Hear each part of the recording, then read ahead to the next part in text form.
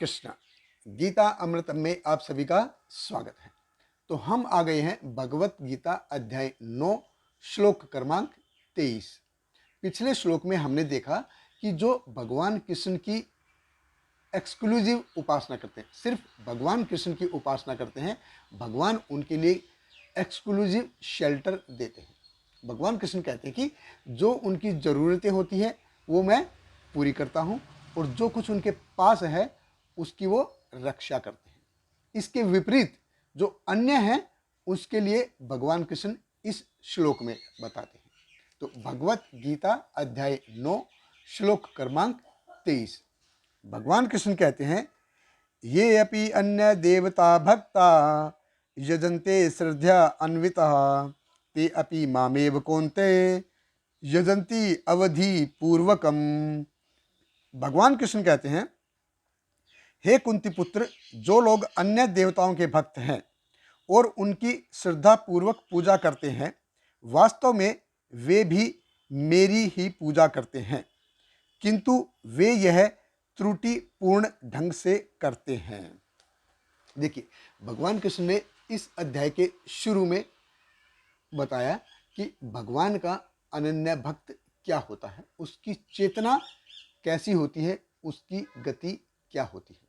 और इस अध्याय में भगवान ने बताया कि जो त्रिवर्गीय भक्ति करते हैं, एकत्वेन, पृथक्त्वेन या बहुधा विश्वतो मुखम, जो भगवान की यूनिवर्सल फॉर्म की उपासना करते हैं, यानी कि बहुविध और पृथक विद, जो देवताओं के उपासक हैं। भगवान कृष्ण कहते हैं कि जो देवताओं के उपासक हैं वो भी एक्चुअल में मेरी ही उपासना करते हैं, मेरी ही पूजा करते हैं, लेकिन मैं उसको सर्टिफाई नहीं करता। क्यों नहीं करता? क्योंकि ये अविधि पूर्वकम है, त्रुटिपूर्ण ढंग से है। ये ऐसे ही उसी तरह है जैसे कोई पेड़ में पानी देना है। अभी पेड़ में पानी देना है, लेकिन कहाँ दे रहा है? हर फूल पे दे रहा है, हर पत्ते पे डाल रहा है। जब उसका कुछ फायदा है क्या? जब तक पानी पेड़ की जड़ में नहीं जाएगा, जब तक उस पानी देने का कोई फायदा नहीं है। अभी हर एक पत्ती पे डाल रहा है, हर एक फूल पे डाल रहा है, कुछ फायदा है क्या? कुछ फायदा नहीं। लेकिन अगर कोई पेड़ की जड़ में पानी डालेगा तो वो हर जगह जाएगा, अपने आप जाएगा, उसके लिए कुछ अलग से करने की जरूरत नहीं पड़ेगी, हर पत्ते पे, हर फूल पे जाएगा। शास्त्र जैसे बताते हैं, बड़े सुंदर तरीके से बताते हैं, यथा तरोमूल निषेचनेन तृप्यन्ति तत्स्कंद भुज उपशाखा प्राणे उपहाराच यथा इंद्रियाणाम तथा एव सर्वहरणम अच्युत इज्जा। कि भगवान की जो उपासना है, भगवान कृष्ण की उपासना है, पूजा है, वो कैसे है? जैसे पेड़ की जड़ में पानी डालना है।